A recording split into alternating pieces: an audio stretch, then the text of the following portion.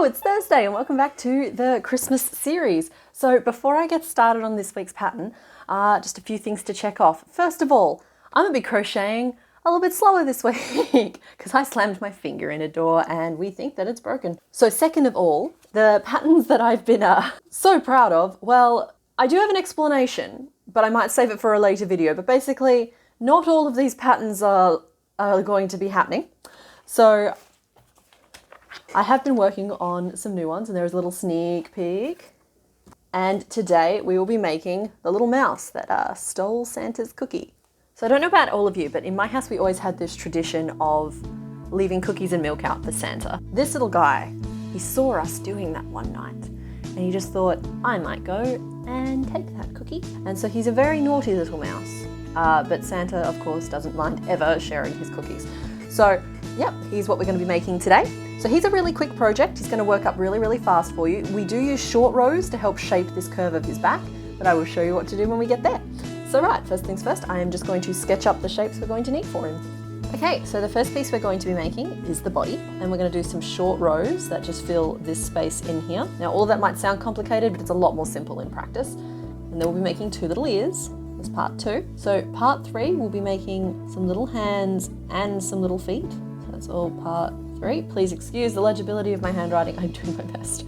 Part 4, we'll be making his tail. And then for part 5, we'll be making him his little, for me it's going to be a little choc chip cookie, but you can sort of embellish your biscuit however you like. You could even make him a little gingerbread man, if that's what you leave out in your house. So 5 is the cookie. Okay, let's get into it. All right, so for this project, you're going to need some yarn. So this is how they turn out, whether you make them in cotton or if you make them in acrylic. Now for today's example, I am going to be stitching in acrylic because I want to try making a fuzzy one. So these are what they look like unfuzzed, and then I will be making a fuzzy one. So today I will be using 4 Seasons Marvel 8-ply 100% acrylic. It's in a very soft beige kind of color, though of course you can use whatever mouse color you would like. I'll also be using, it's the most basic budget pink acrylic I have in my stash at the moment, but both of them have the same recommended hook size of 4 millimeters. Both of them have the same recommended hook size of 4 millimeters. And of course, unless you're new here, you will know that for me that means I will be using my 3.5 millimeter hook. I always size my hook down just because it makes for tighter construction on the models. So you will also be needing a little bit of brown for your cookie, as well as a darker brown for choc chips if that's what you're going to be making. Those are both also just 8-ply acrylic. You can basically use whatever you have in your stash for that because you need such a small amount of it. So you will also need your pins and needles, you will need your scissors and some stuffing, and you're also going to need a pair of 12 millimeter eyes. Okay, so we're just going to start making piece 1, and what we're going to do is we're going to start at the nose and we're going to work our way back until we have this little sort of cone shape. We'll then be stopping and doing some short rows, and from there we will be working up the rest of the base of the body. So we'll be starting at the tip of the nose and working our way backwards. So we start by making a magic ring of 6. We're then working up to 9 stitches by going single crochet and then an increase, and we repeat that 3 times.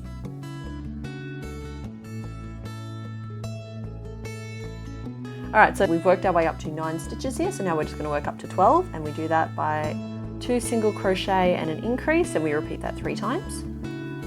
So we're going to continue that pattern until we have worked our way up to 24 stitches.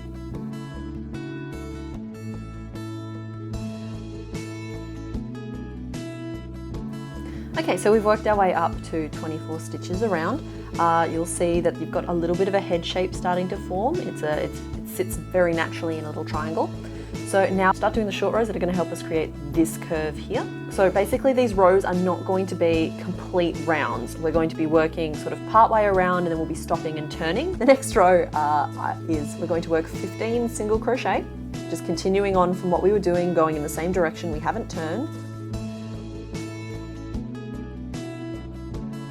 Okay, so that's 15 there. So what we're going to do is we're going to chain 1 and we're going to turn back. And we are going to do a decrease in the first stitch. Then we're going to work 11 single crochet around. So that's 11 there. Then we're going to work another decrease on this side. And we're going to chain one again, and we're going to turn back. And we're going to work 13 single crochet just along the row of stitches. And then we're going to repeat that same row twice. So we're going to do 13 single crochet, chain one and turn, and then we're going to do that twice more. So until you have worked a total of 39 stitches backwards and forwards in 3 rows of 13. Okay, so that's the third row of 13. I'm just going to chain one and turn again. And so now what we're going to do is we're going to start decreasing. So we've created sort of the top of the curve, and now we're going to decrease down. And the goal of these decreases is to, the goal of these decreases is, you see we've got this really strange shape forming here. So we want to bring our decreases down until this bit here forms a continuous curve, basically, because that will allow us to sort of work a very smooth transition into the base of the body. So yeah, that's what we're going to be doing. So the next row will be a decrease, then 9 single crochet, and then decrease in the last 2 stitches again. And so you'll notice the rhythm that we're doing. So we'll be doing a decrease on either side, and then single crochet in between, turn, and then decrease other side until basically we get down to 3 stitches. So there we go, we just finished that final row, which was the decrease, single crochet, and then a decrease. All right, so what you can see, what you can see is that we've worked up this one continuous shape that we'll be working around for the rest of the rows, and that's going to form the base of the body. So we've made the top of the head, that's the head bit there. I don't know why I'm holding this upside down. We've made the head, and we've made the little hunched neck, and so now we'll be working down to make the body. So in order to do that, we'll be working 32 single crochet around this gap. So that is made up of, it's 10 single crochet down the side of the rows we were just working, then it is 9 single crochet across the base of the head, then we have another 10 single crochet up the rows on the other side, and we should have 3 single crochet on the top, totaling 32 in total. So our first stitch, it's actually really, really close to the one we were just working in. So we just put a stitch in this hole here, and the next one is going to go in here. That's 1. And then we'll be working down our side to get to 10 single crochet by the bottom. So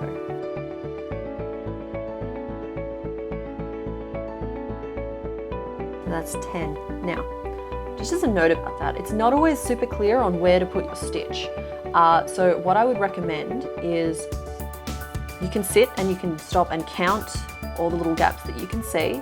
If you start to reach the end and you note that you've only got room for 9 stitches, what you do to just bring up the count, because it is actually important for the rest of the work, is you can put a double single crochet in that the final stitch mark that you have, just to bring your overall count up to 10. There should be room for 10 stitches, but if you just cannot find where you're supposed to put that 10th one, make one of them an increase, just to make sure that that side adds up to 10 single crochet. So then we have our nice easy 9 single crochet across the base of the head.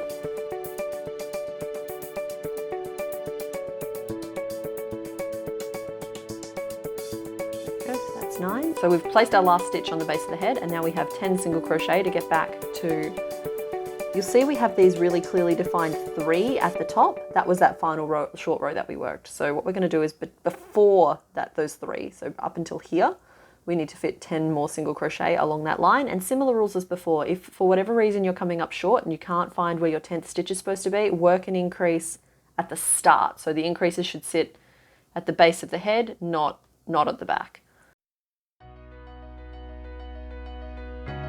Hopefully my waggling finger isn't obscuring the view too much.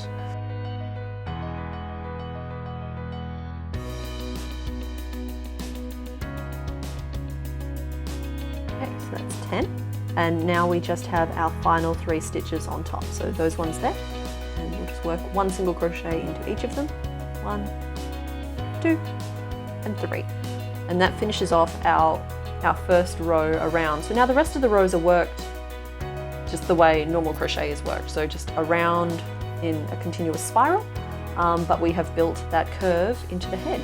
So now you know how to do that. All right. So the next row that we're going to work is, what I should say is, we are back to working in complete rows now.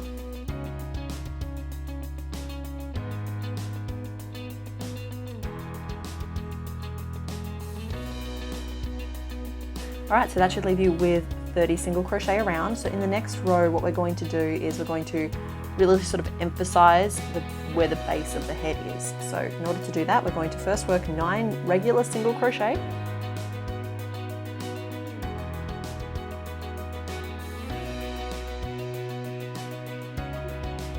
Just like that. And then what we're going to do is we're going to work 10 single crochet around your front post.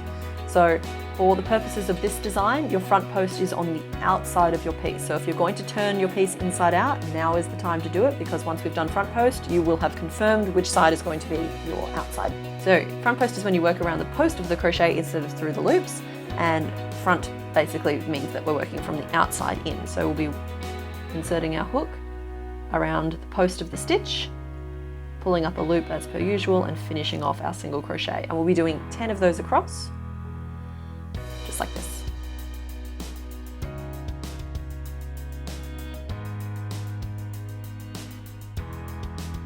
So there we go. So that kind of completes the curve. You'll see that gives us a really hard edge on the inside, and that's going to help us pull our head into position on the body. So in order to work out where your next stitch is, just because it can seem a little bit ambiguous whether or not it's here or whether or not it's here, and we don't want to be adding a stitch to the round, what I actually suggest you do is count backwards until you hit 30.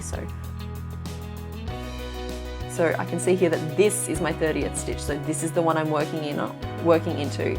And even though it looks like I'm skipping a stitch, this is the 30th stitch. I found that my most common problem that I encounter when working in front or back post is adding or losing a stitch when I swap between the two. And it throws off the count for the rest of the project. So I just always stop and count after using either post stitch. So to finish off this round now, we're just going to work 11 single crochet, just through both loops.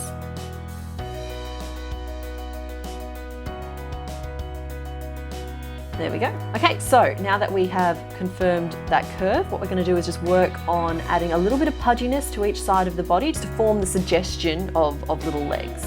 So that's what the next section is going to be doing.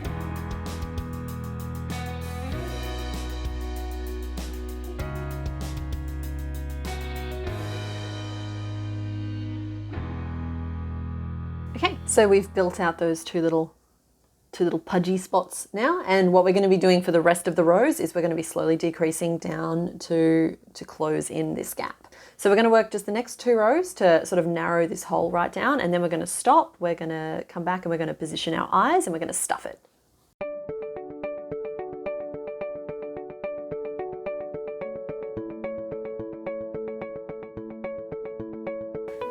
Okay, so our opening is down to 18.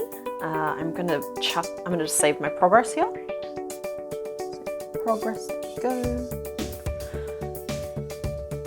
Okay, so we're going to position our eyes next. Now, positioning eyes is interesting because I always find the easiest way to do it is to stuff your piece, put the eyes in, take the stuffing out, attach the clips, restuff the piece. Okay, so we will be doing a stitch once we've finished off to indent those eyes a little bit, but for now they might look a little bulbous. Don't worry too much about that. Okay, so now we're just going to finish closing off this gap, and there are only 2 or 3 more rows to do that. So we're going to work down to 12, then down to 6, and then we'll be basically done. We're just going to do that now.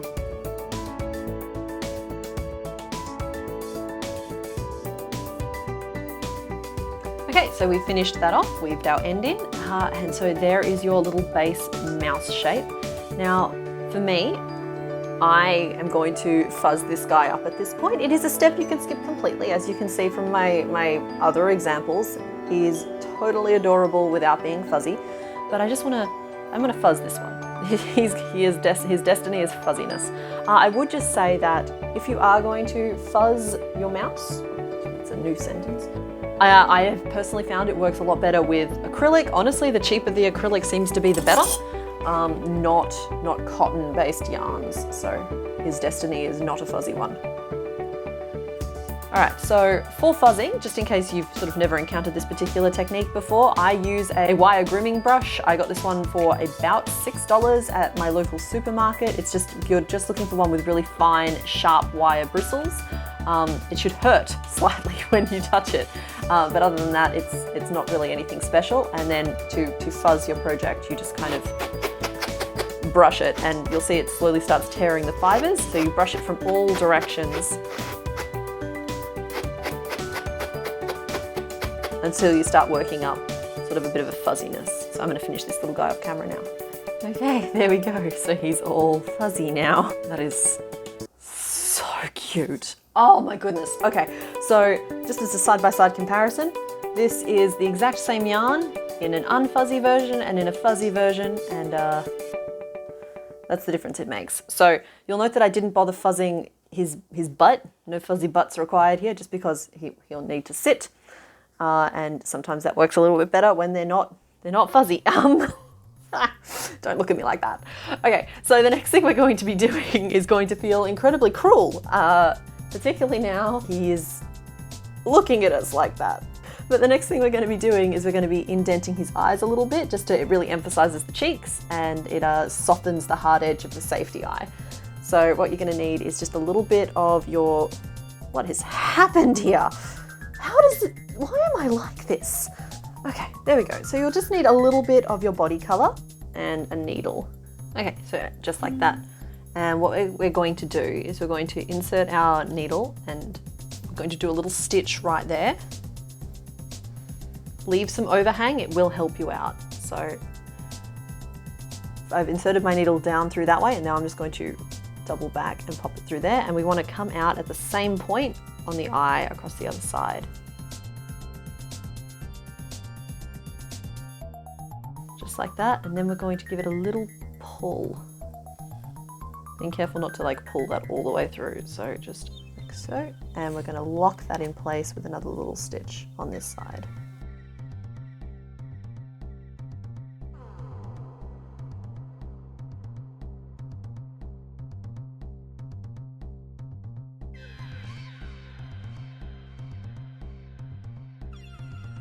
There we go. So to finish that off, I'm just going to sort of thread it out and through another part of the body because it'll hide the end a little bit better.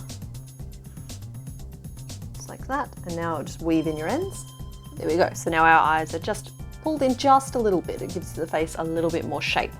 Okay, so that is part 1 complete. And next we are going to work on part 2, which is just making a couple of little ears. So grabbing your pink acrylic, and all we're going to do to make these ears is we're going to start with a magic ring of 6. All right, so after you've done that, we're just going to put an increase in every stitch around to increase the row up to 12.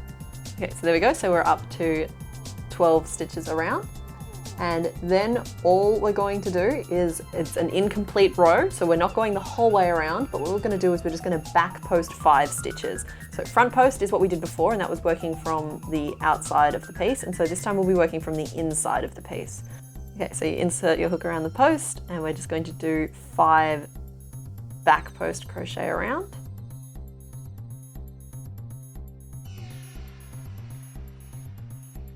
And then we're going to slip stitch in the next stitch just to finish that off. And so we'll be attaching it to the head just like that. So weave your tails through to the same point where you're going to join them to the head. Okay, so now we're just going to make another one of those. Okay, so there are his 2 little ears, so that is part 2 complete. And now we're going to do part 3, which involves making his little hands and his little feet. So we'll start with his hands. And this is the easiest thing you will ever make. What we're going to do is we are going to magic ring 6 single crochet. So that's the magic ring of 6, and then we are just going to do 3 single crochet. Finish off with quite a bit of a tail, just so you can weave the end through to where it won't be as visible. So the rounded edge of the magic ring is his little hand, and then the 3 single crochet that we added make the little sort of wrist. And that is how we will attach it. Okay, so you need 2 of those, so make another one. Just like that. Okay, so I'm just going to pin that on as well.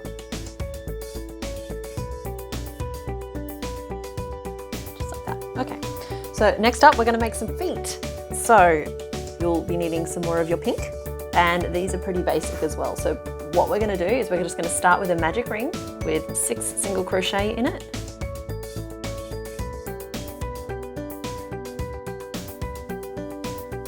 And then all we're going to do is we're going to put in 4 rows of 6 single crochet, so 24 single crochet in total. So just keep working around.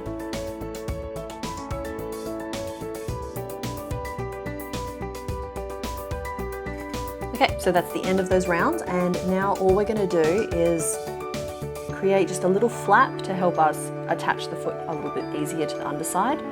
So to do that, we're going to just do 3 single crochet.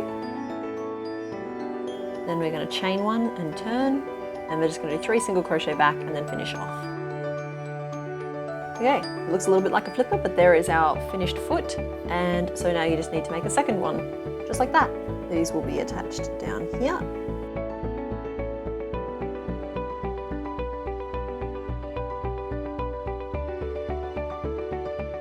Okay, so that is part 3 done. So now we will just move on to part 4, which is making his little tail. So the tail is essentially one long tube. We're going to start at the base and we're going to just work our way towards the tip so that when we finish off we can get that nice sharp point.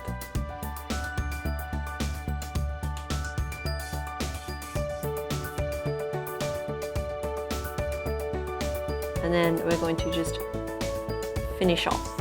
I'm going to pull that tight, and then we're just going to trim this nice and closely, just like so. So there is our little tail, and that will go on das Booty, will go on the butt.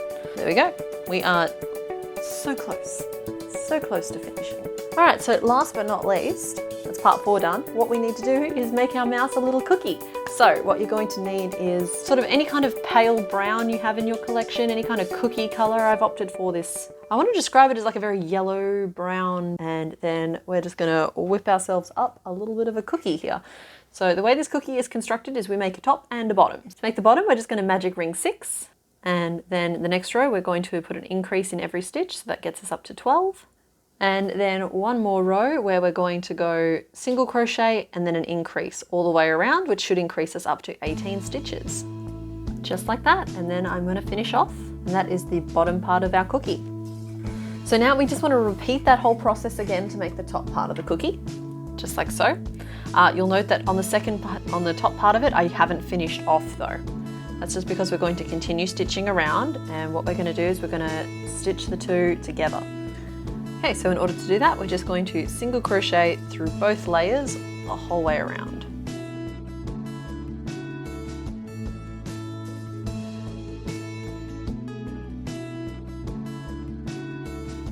Now the tails for these two sides might be enough stuffing here.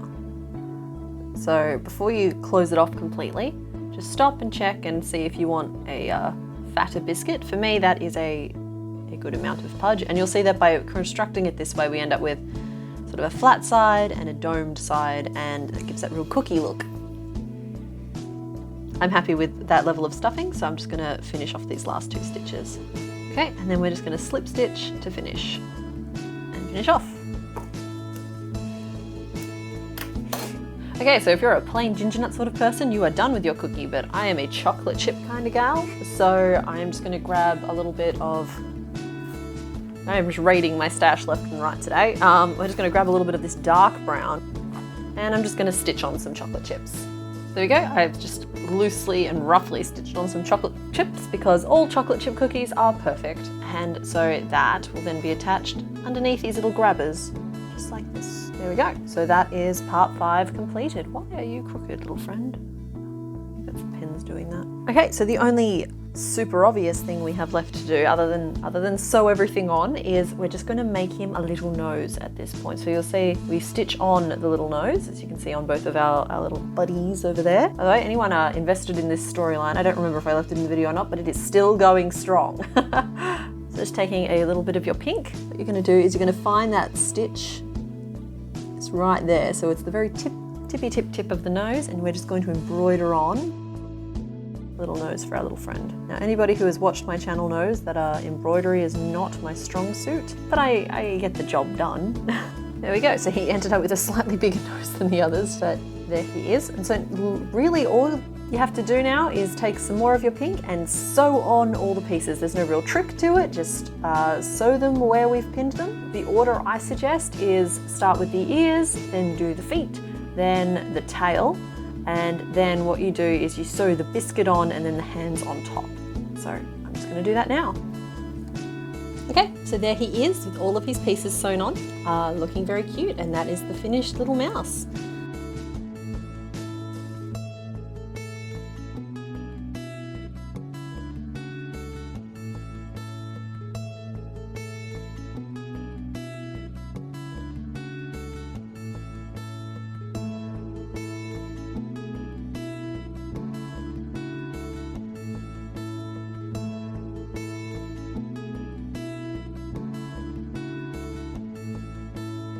Okay, I want you to all hop down to the comments, so I've clearly used different yarns there.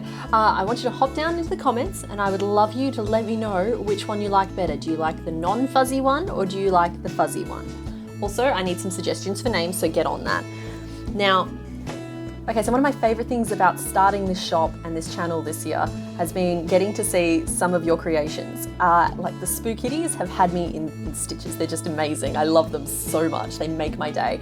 And what I would really like to start doing is featuring some of them at the ends of my videos. I've got a specific video coming up for New Year's where I would really love to be able to feature some of your work. So if you have created anything from any of the complicated knots patterns, whether they are paid ones from my store or the free ones from the YouTube channel, please tag me in them on Instagram so that I can see them and I can see if you wouldn't mind me adding them to one of my videos that's coming up, because I would just really love to share some of the amazing work that I've been seeing out there. That'd be really great. Other than that, I just wanted to remind everybody that I do have a sale on in my store at the moment. It is 40% off all patterns. It is ending at the end of November. So if you had your eye on anything, get over there fast. The mouse pattern has been uploaded there now. So it is available over there. It is part of the sale and it's also going out free to my patrons as well. So I do release my patterns directly to my patrons. Sometimes they get them early depending on how organized I am, because there's just always a lot going on over here. But other than that, I hope you are enjoying this series and I will see you next week with another new pattern. Okay, bye. Was I filming up the whole time? Or did I bump it?